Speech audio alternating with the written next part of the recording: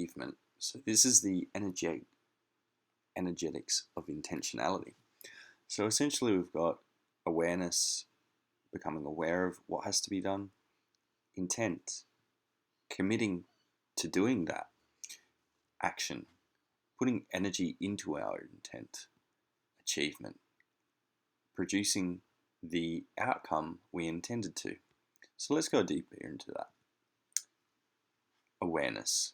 So you've become aware of the possibility, the task, the idea, whatever it may be, which becomes your intent. You now consciously commit to bringing that idea into reality.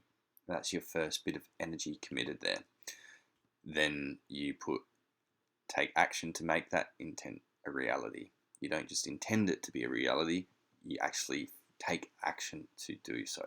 And that requires further energy investment, which will be proportionate to the size of the intent.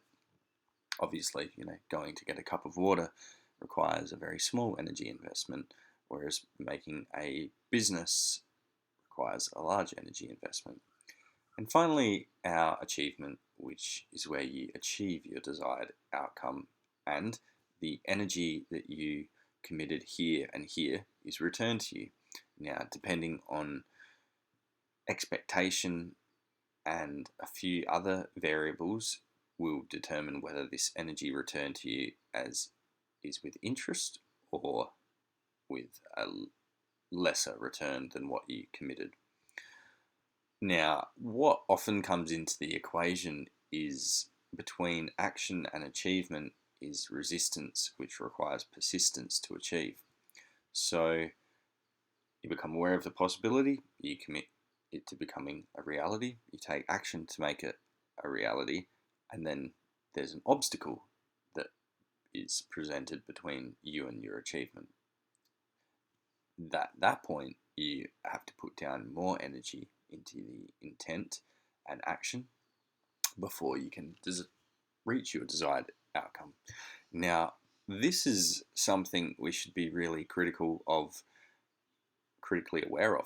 So when we are doing, let's say, self-employment, entrepreneur activities, we've got to be really realistic with how much energy it's going to take to get our intent into an achievement, and also what obstacles might come up.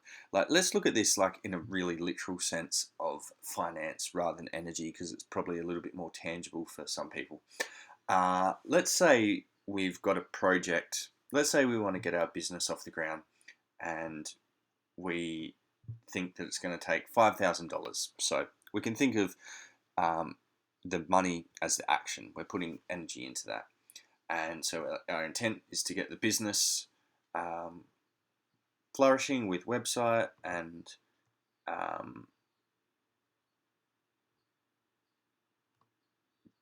drawing a blank here. Let's say website and, working business. What we don't realize is there's company setup fees, there's insurance, there's all other ongoing costs that we hadn't factored for, and now we have to put in more persistence, which is an additional amount of money.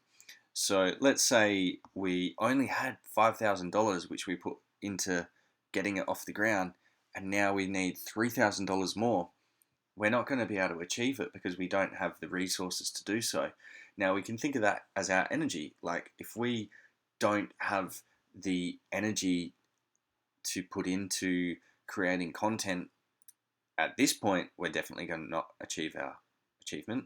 And if we don't have additional energy in reserves because we weren't aware of obstacles, then we're also not going to achieve our achievement.